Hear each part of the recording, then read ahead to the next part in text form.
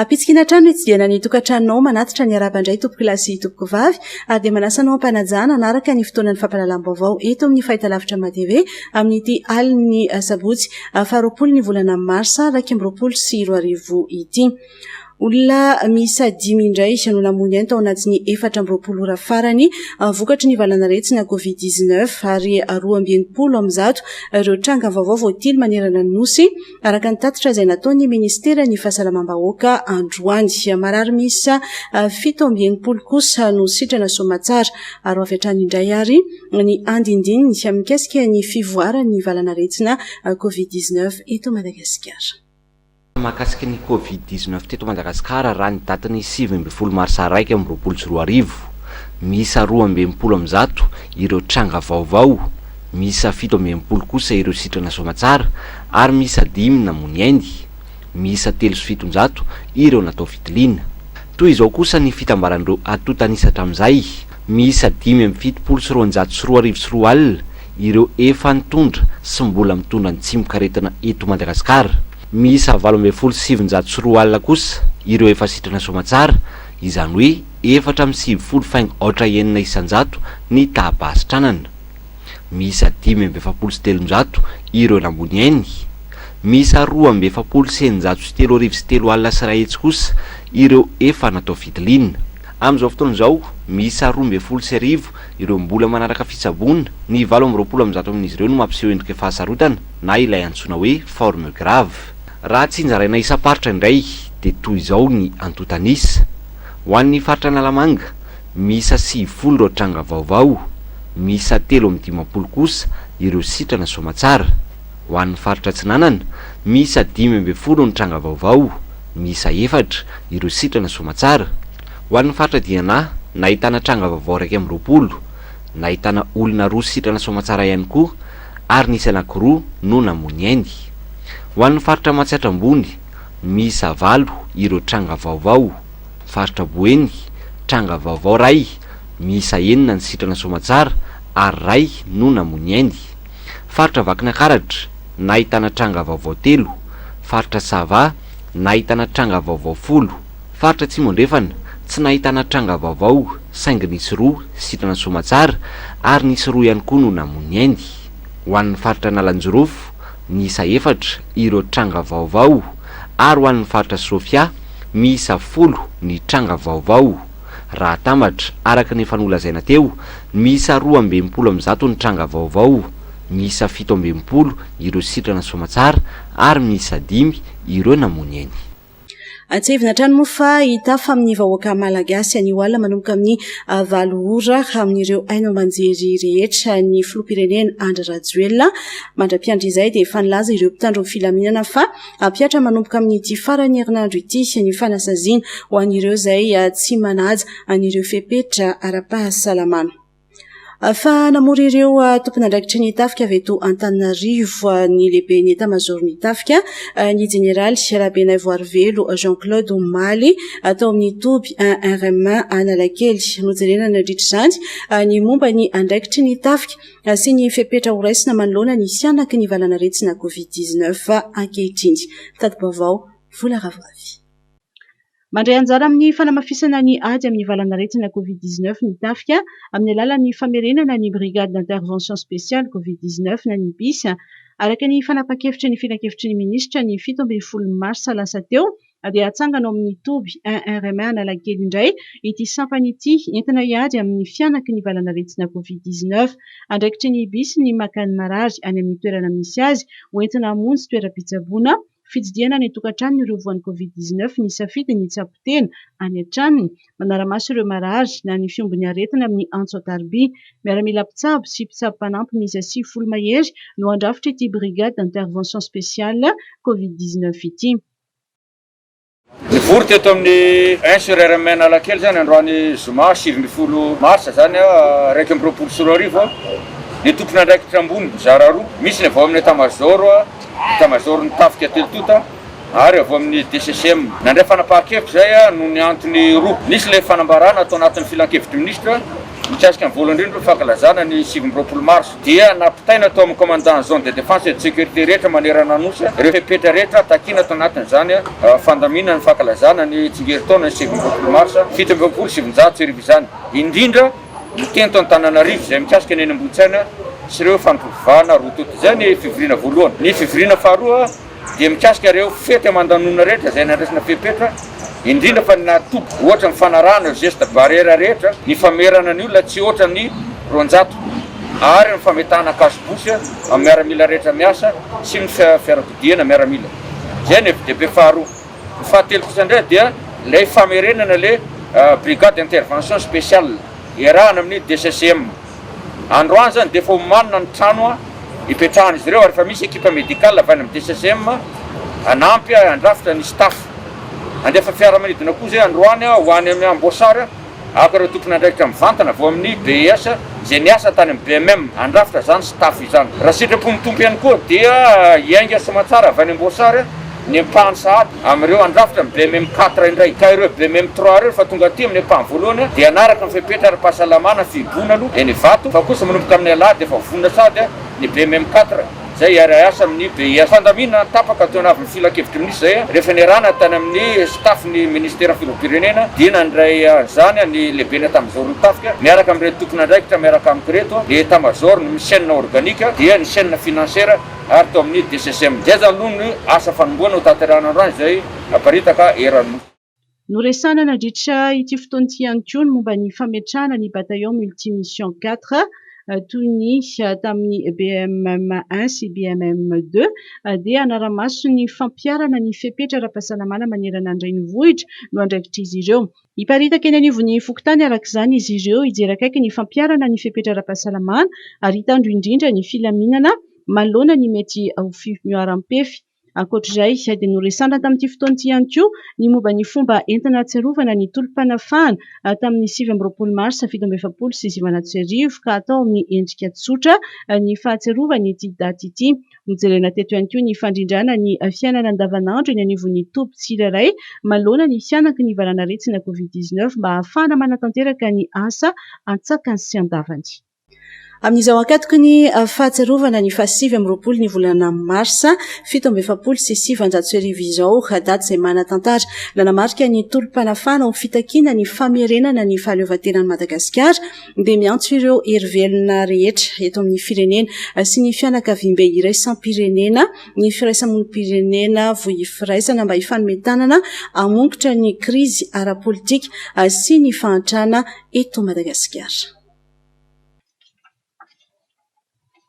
Marefy ny fahalemana izay nandradraina hatramin'ny fiafiaran'ny krizy 2020 araky ny fomba fijery ny firaisamonim-pirenena PFNOCM voifiraisana izay namoaka fanambarana sy anso manokana mba ho fanavotana ny firenena. Anisan'ny olana sedraina amin'izany ny fiakaran'ny vidim-piainana sy ny fitombony isan'ireo fitakiana samihafa izay mahatonga korotana, fifamonoana sy fisamborana. Anisan'ny mahatonga izany hoy ny fiarahamonim-pirenena ny tarazon'ireo krizy politika izay mbola tsy voavahatra amin'ny fakany, ny tsy mangarahara eo amin'ny fitantanan'ireo fanampiana avy any ivelany mikasika ny COVID-19, ny tsy fisian'ny finiavana hiaro ny asa sy ny fanarefan'ireo vesatra amin'ny orinasa, ny tsy fitovian'ny heridikan'ny tsirairay hiavitra, ny tsy fisian'ny finiavana politika mazava hirosoana amin'ny fampandrosoana marina, ny fanaovana tantely afa-drakotra ny harem-pirenena, ny fanatontosana fifidianana demokratika saritsarany.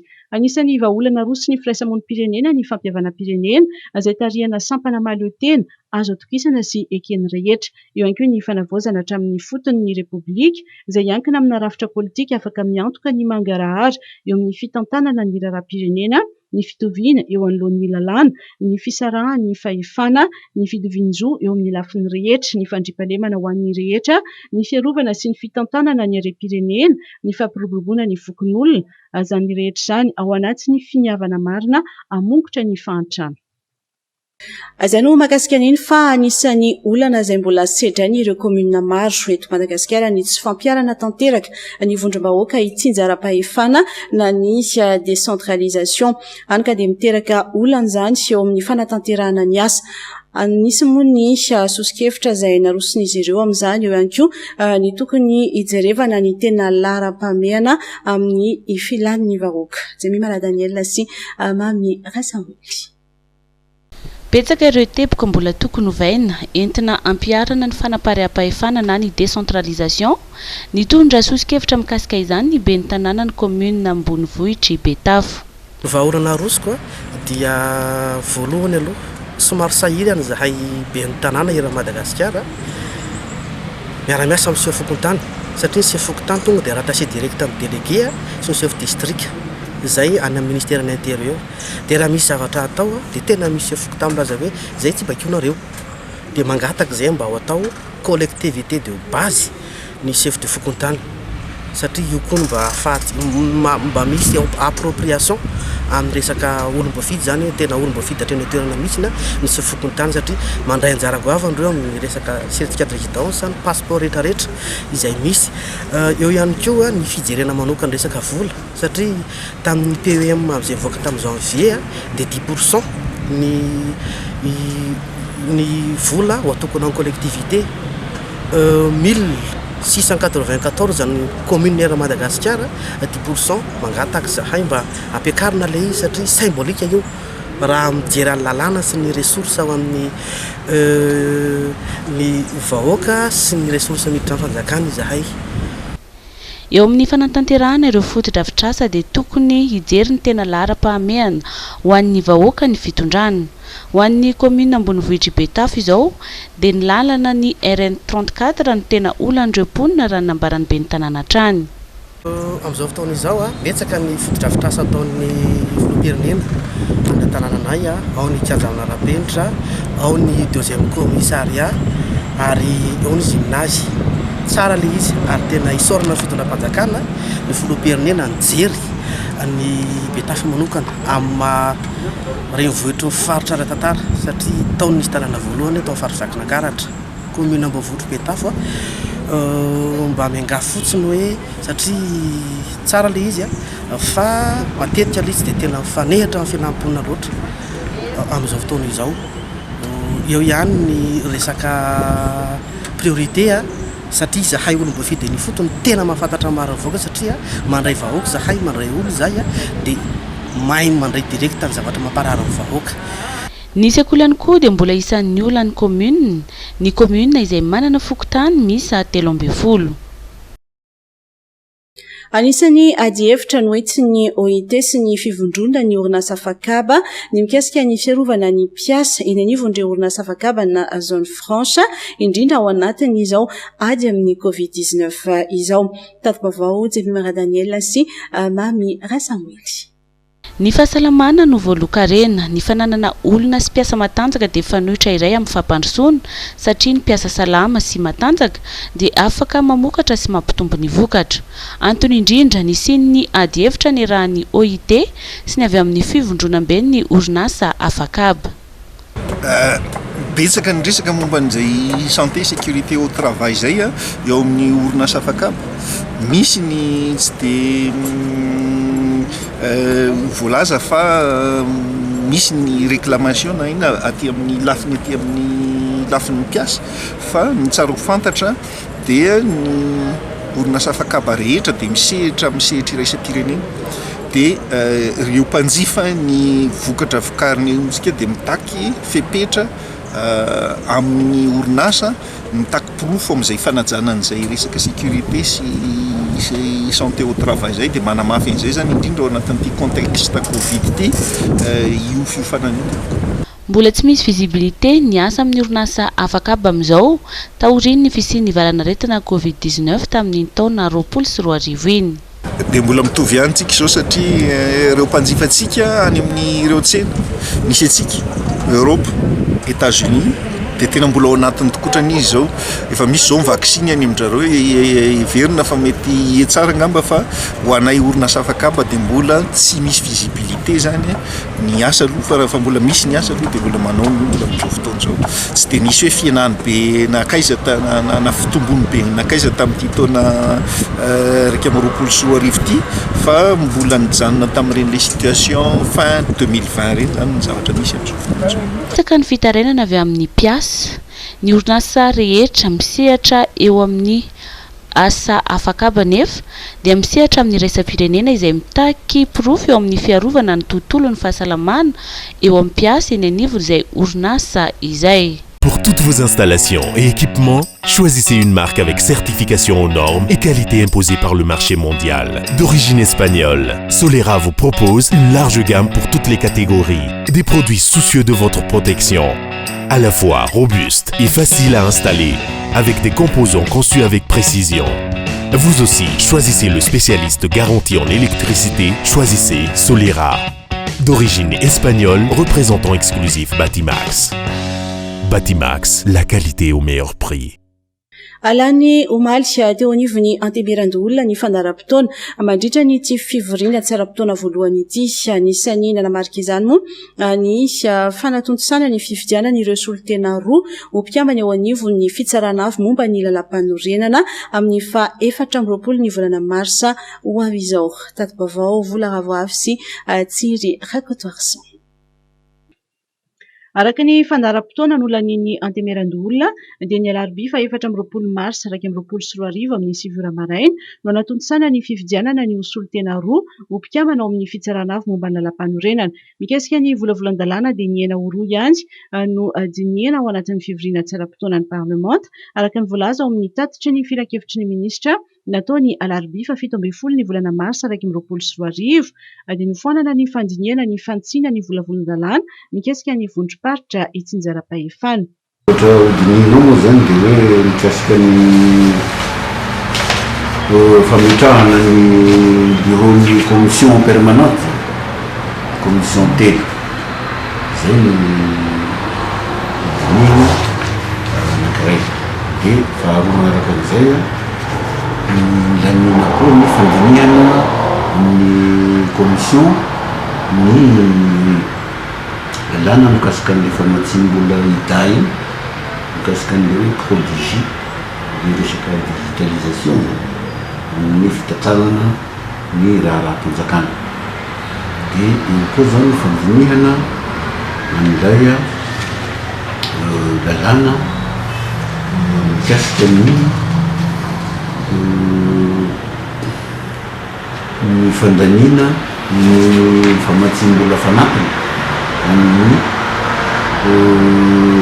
tetikasa produire le tetikasa produire moa dia iny le hoe projet de développement urbain intégré pour la résilience zany hoe masikasika ny tanàna ny Antananarivo sy ny manodidina na le hoe grand tanà tiaty misy zany tamin'iny ampahany nalainy entina hidiana amin'ny coronavirus ty tamin'ny taona lasa fa nohony hamehana zany ka iny ampahany nalainy iny zany ny fenona nyty famatsiam-bola fanampiny na financement additionnel zay zany no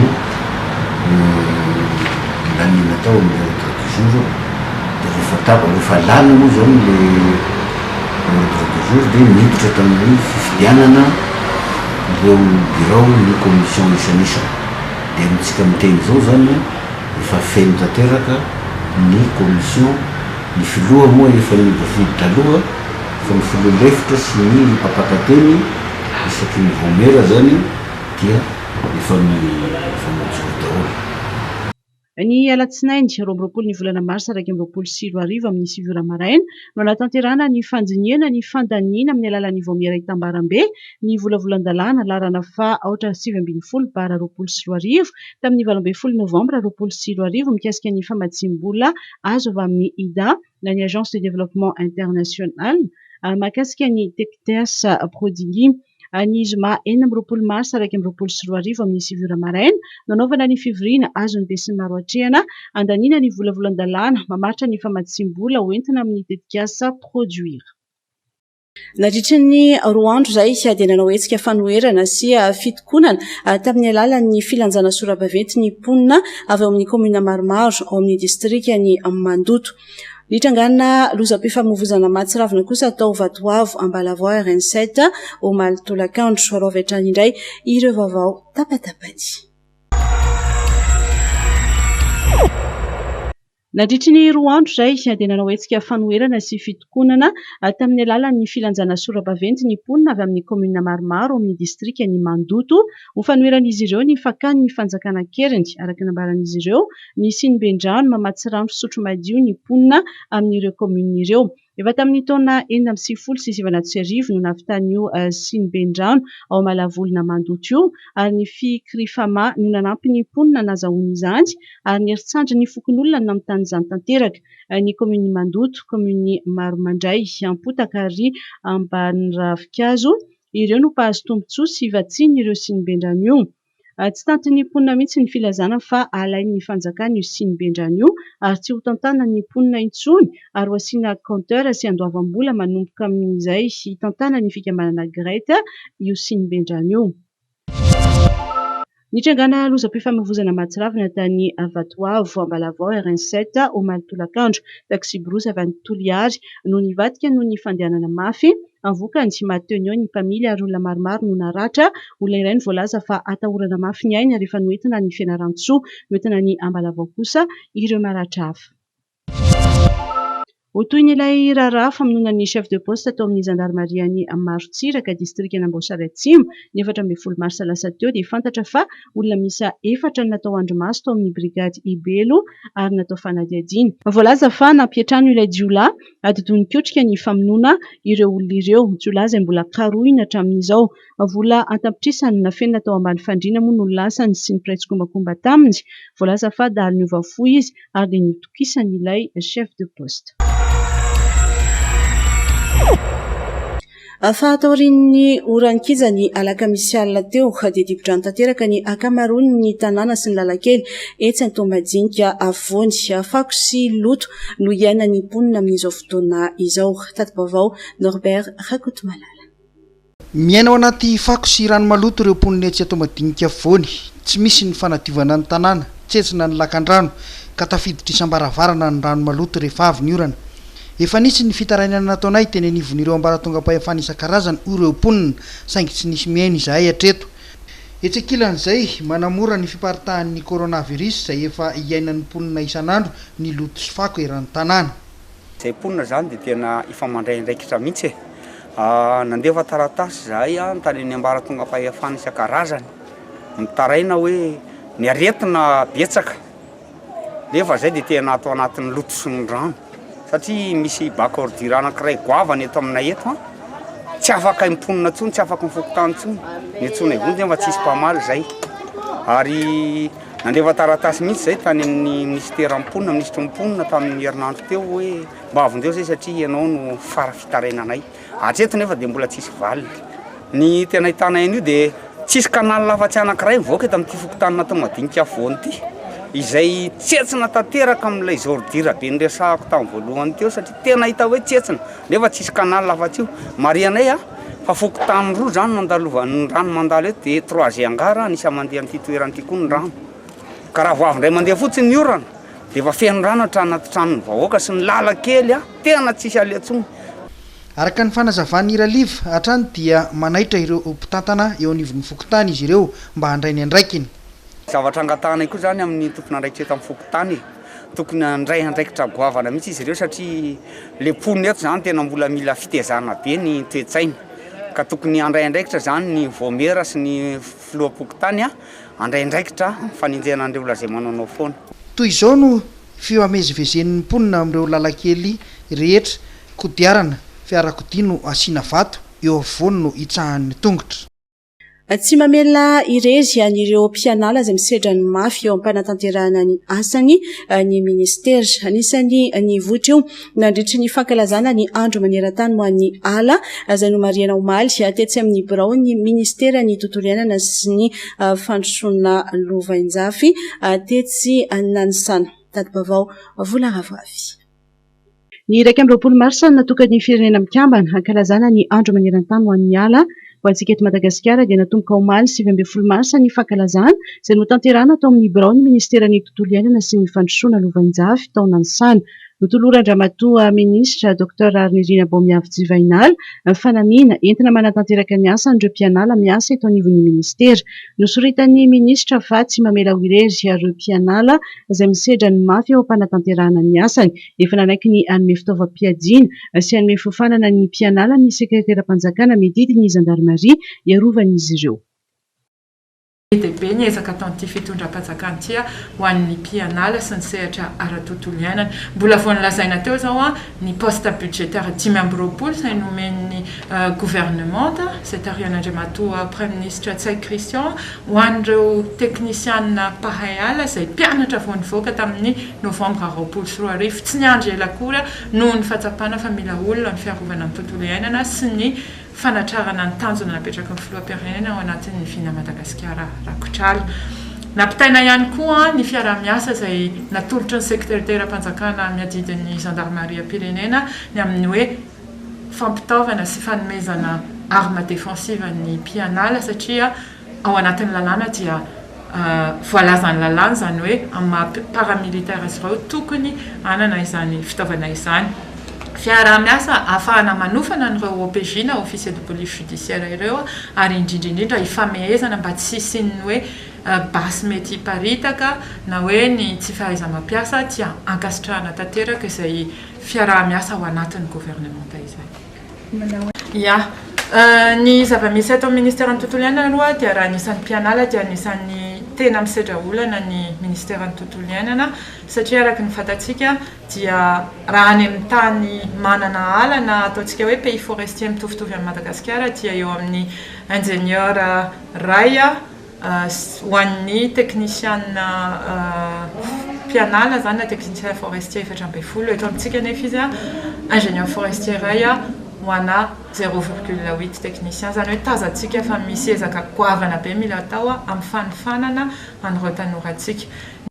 Notolorana mari-pakasitrahana ireo mpianala miisa 5 izay nisy nanafika teo am-panatanterahana ny asany tany Mandanivatsy, Aloatra Mangoro sy Menabe Antomena.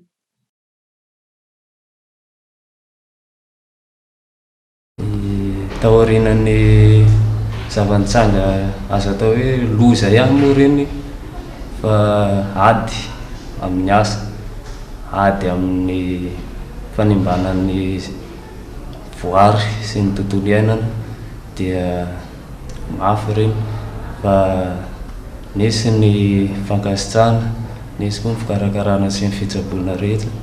Raha jerena ngambany dia tsy toy izao, tsy tafatsangana tahaka izao ny tenanay fa mankasitraka tanteraka amin'ny ministera iny zara-mato minisitra tamin'ny fanomezana an'ireny fankasitrahana ireny ary mankasitraka koa amin'ny ekipa sy staff rehetrarehetra tamin'ny fankasitrahana, tamin'ny fikarakarana ary amin'ny fanampiana rehetrarehetra ary mbola misaotra ary mankatelina ireny fankasitrahana sy maro-boninahitra angambana nitolorana teo ireny. Ankoatr'izay dia nisy ihany koa ny fitokanana ny tsangam-bato ny corps des eaux et forêts ao amin'ny birao eny Nansana ny toy ny sabotsy 20 Marsa izany fankalazana izany ka teny amin'ny station forestière Ambatofotsy no nanatanterahana izany izay hanolorana mari-pakasitrahana ireo mpianala lasa nisotro ronono. Nanao tatitra mikasika ireo asa vita indrindra moa fa ireo foto-drafitr'asa izay natsangana na ihany koa nasy-panamboarana ny ben'ny tanàna ny Toamasina Rakotoniirina nantenaina araka ny nosoritana dia mifandraika tanteraka amin'ny etaetan'ny mponina ireo asa izay notontosaina. Tadibavao vola ravoavy. mamaly ny etaetan'ny mponina automasina trano ny fitondram-panjakana ary maro ireo fototra-fitrasa tanterahana any an-toerana raha ny nambara ny ben'ny tanàna rakotony irinana antenaina amin'izao fotoan'izao dia saika efa vita avokoa ireo lalana tena ratsy tao an-tampon-tanàna ny Toamasina raha ny tatitra nataony. Maro ireo fangatahana lalana namboarina teto an-tampon-tanàna izay isorako ny filoham-pirenena moa zany sy ny gouvernemanta fa dia tsika rehetra angamba matsapa fa ireo boulevard rehetra izay azo lazaina hoe nampitarainantsika teto dia azo lazaina vita daholy. Amin'izao fotoan'izao dia eno ary tsapa ny fimonomonina ny olona amin'ny lalana boulevard Ralaimongo manomboka eo amin'ny Jovena Ambalamanasa ka hatrany amin'ny Saint Pauline ary fampiresahana eto moa zany amin'ny conseil spécial fa tsy ho ela dia anomboka zany lalana zany. Ny tiako lazaina dia zao tena miaino atsika ny fitondram-panjakana.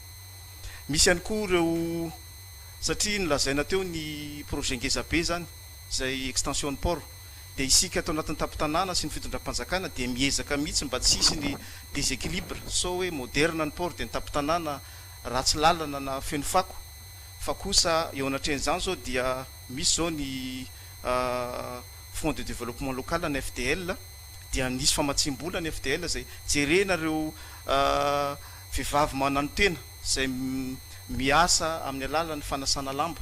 Misy bassin maromaro zao eto atao izay mba hitsinjovana zany ilay après-reny Covid reny zany dia ahoana mba hisiany hoe iverenany tanjaka raha toeka reny ny Tamatavy.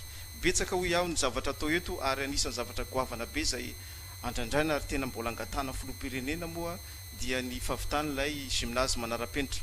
Eto dia mitondra ny fomba fijeriko. Io gymnase Manarapenitra io dia hitondra fanampiana ho an'ny tanorantsika satria tsika nafantatra nahita fa raha resaka volley ohatra dia matanjaka Tamatavy. Basket tsika no champion de Mada. Raha ny fantatra dia ahazo kianja Manarapenitra filalaovam-baolina roa ny ao Toamasina ka ny iray amin'izany ny ao amin'ny lycée teknika no ahorina. Maro kosa ireo tanora tsy anasa no tsy mianatra intsony ka dia raisiny ny fandaran'asa forma prod an-tanana ny fanofanana arak'asa azy ireny tetika asa izay iarahana amin'ny commune. Raha avy hatrany ny andindidy. Tanora Valmenada ito amin'ny commune Nosy Avaratra no niraisy ny fandaran'asa forma prod an-tanana ny fanofanana arak'asa azy ireo izay naharitra 3 volana. Ny alakamisy teo no nalorana azy ireo ny attestation mifandraika amin'izany tao amin'ny bureau ny commune. Dia tsy maintsy mijery lafiny mahaolona moa zany ny commune mitady hevitra sy pakiady ahafahana mamonjy an'ireny ankizy fa tsy ao anatin'ny fianarana ireny intsony mba azahoany amin'ny velona ho amin'ny fiainany ao aoriana zany. Dia izay ny antony hanomezana fampifanana arak'asa azy izay niarahana tamin'ny forma prod.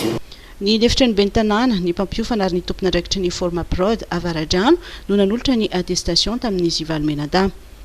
Ny forma prod dia fandaharana asa anankiray ao ambany fiahin'ny ministera fambolena sy ny fiompiana Ronjony izay manana tanjona mandray anjara amin'ny fampitomboana ny vokatra ara-pambolena sy fiompiana ary ny asa tanana eny amin'ny tontolo ambanivohitra.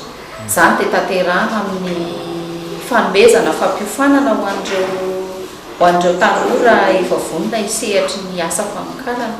Izay sehatra asa eny amin'ny tontolo ambanivohitra izy mahakasika ny fambolena, mahakasika ny fiompiana, mahakasika ny asa tanana azo atao eny ambanivohitra zany dia afaka ampiofanana ny tanora sy hitohana ny forma prod ny famantanterahana azy satria ao aorian'ny fampiofanana dia misy fampitaovana an'ireo tanora ireo ahafahany mampianatra ny fiofanana izay azo. Ny asa tanana vita amin'ny hoditra toy ny poketra sy kapa no nanofanana azy Valmenada ireto ary araka ny voalaza teo dia nomena fitaovana momba izany izy ireo mba ahafahany miaingana manomboka fitaovana nahitana hoditra, cutter, lakoly ary pince. Anisan'ny fikambanana izay nijoro tamin'ny heritaona ny Mitabe izay manao hetsika amin'ny sehatra maro indrindra moa fa eo amin'ny lafiny sosialy sy ny toe-karena miezaka ny anampy ireo mpiara-belona hatrany ny fikambanana araka izao fanazavany ny filoha-hevitra nasionaly azy izao. Faly koa ny fikambanana Mitabe anao ny fambolekazo izay ataony amin'ny faritry Boeny iny no Majunga amin'ny alady fa 2020 volana marsa izao. Izany moa dia ao anatin'ilay politika ny fanjakana amin'ilay hoe fanamaintsona ny tontolo eto Madagasikara. Ny antony mahatonga azy amin'ny Majunga satria sady ametraka ny coordonnateur national amin'ny Majunga amin'ny fomba ofisialy zany amin'ny fotoana io dia aorinan'io ho avy ny any atsimo, ny any atsinanana, ny any avaratra. Ny Mitabe zany dia fikambanana misehatra amin'ny ara-tsosialy ary ekonomika dia manaraka ho azy eo zany ny politika fa mijery kokoa zany ny fiainana andavanandro ny vahoaka malagasy, ny mandalina ny fiarahamonina malagasy zany inona ny ilain'ny vahoaka ary manao ihany koa takitra eny anivon'ny tompon'andraikitra raha misy tsindry azo lena na misy fanarotana atao amin'ny madinika. Ivadika amin'ny lafiny fanatanjahantena kosa indray isika atao aorian'ny fifidianana ny filohan'ny CAF natao tany Rabat any Maroc ny 12 marsa lasa teo ka nalandy an'ilay teratany afrikana tatsimo Patrice Motsepe dia nanao valan-dresaka ho an'ny mpanao gazety ny tena tao Johannesburg ary avy hatrany ny andindiny miaraka amin'ny namana Norbert Rakotmalala. Nambaran'ika Patrice Motsepe nandritra ny tafa nataony tamin'ny mpanao gazety fa tokony hisy ekipa pirenena afrikana andrombaka ny amboara eratany atsoatsy. Tokony hajanona ny fijerena miiba ny ekipa afrikana mandritra ny mondial hoy ity filohan'ny CAF vaovao ity ary tsy mbola nisy firenena nahazo vokatra tsara zany raha nijery hatrany ireo tsy fahombiazana vita. Hatramin'izay dia tsy mbola nisy olo-tena afrikana mihoatra ny ampahifatalana zany teo amin'ny tantaran'ny mondial. Koa faniriny Patrice Motsepe ny isin'ny ekipa afrikana ho tonga hatramin'ny famaranana ary andrombaka ilay amboara volamena. I Cameroun tamin'ny taona 2007 Senegal 2022 ary Ghana 2022 ihany no atreto ny tonga teo amin'ny ampahifatalana. Nandritra ny amboara eratany farany natao tany Risia aza dia nihitsana tao anaty lalaom-bondrona ireo tarika afrikana 10. Nambaran'ity filohan'ny Mamelodi Sundowns atao anatin'ny tafa nataony ity ihany koa fa tsy hilatsaka ho fidiana intsony izy ao aorian'ny efataona raha toka tsy misy fivana lehibe hita ao anatin'ny fotoam-pitondrany. Indray bava kosa mikasika ny Baleine Madagasikara Enzo Bovis mpilalao ao amin'ny FC Fleury 91 ary défenseur central nosolony Jeremy Morel amin'ny Siona Madagasikara sy Ethiopie amin'ny alarobia ho avy izao. Voalaza moa fa malagasy teraka tao majanga ny reny 19 taona izy mirefy 2 metatra sy 5 ary milanja 20 kilao. Fa mikasika ny basketball kosa indray ny sokajy jeune no nanomboany AZF ny siadina ny tompon-daka régional eo amin'ny taranja basket ho fanarana ny fepetra ara-pahasalamana dia lalao roa ihany no tanterahana androany tetsy amin'ny Agera Ampeflo. Tadibavao Norbert Rakotmalala. Nanomboka androany tetsy amin'ny Agera Ampeflo ny andro voalohany fifananana basketball sokajy jeune eo anivon'ny mpiasa-panjakana mivondrona ao amin'ny AZF.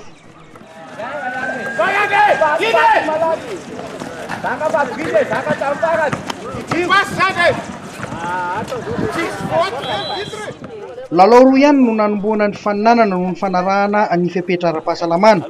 Ny ekipan'ny MATP manao mavo sy ny Kapsaty manao mena no nanokatra ny lalao nandritra izao andro voalohany izao.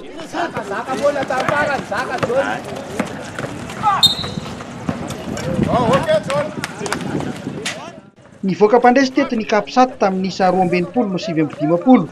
Hatrany am-boalohany ka hatramin'ny farany dia niady ny lalao. Ny fantombiasana hanintarika ny isa teny amin'ny solaitra be saingy nanatombo zareo avetsy Kapsaty tany amin'ny apahifa-potoana faefatra farany. Itoy amin'ny faran'ny herinandro izao indray ny faninanana koa manentana hatrany ireo ministera mbola tsy nisoratra anarana ny mpikarakara. Ny ambarana zany amin'ny fanoloana aloha dia fanetanana ny mpanahirana rehetra any anaty ministera any. Manomboka tokoa tsika zany dia zao hitantsika izao mpanahirana ny mpiasa-panjakana rehetra mihitsy satria zany ilaitsika ny fanatanjahantena. Dia fifanarana mandeha izao zany dia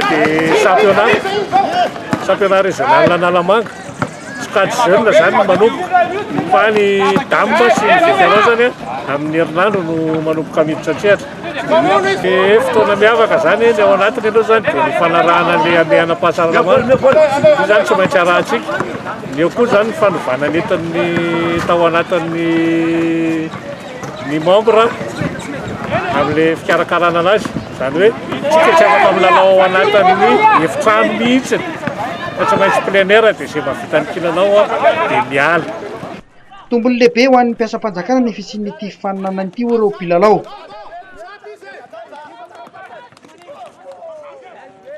ny tenako mahavy amin'ny ministèren'ny asa vaventy sy travaux publics zany dia manantenina anareo fa tena milamina ny jeu ty hoe manomboka tsara ny AGF tamin'ny 2021 ty tsisy problème noho ny misy ny coronavirus fa tsy maninona io e fa ny vatana tsy maintsy mihetsika raha matanjaka ny vatana miakatra ny antikôry dia resy lahatra foana ny virus zay eto amin'ny tanàna io e dia manantena antsika fa tongafy e efa manomboka tsara izy io e tsisy problème efa mitongafy anareo e dia iny efa nandeha le premier match teo dia iny lamina tsara ny fandehana dia deuxième match ndray zao io dia ministera 570 ny efa nisoratra anarana ho an'ny sokajy jeune nanomboka tsy ho ela ihany koa ny an'ireo sokajy mixte sy ny vétéran ary ireo taranja hafa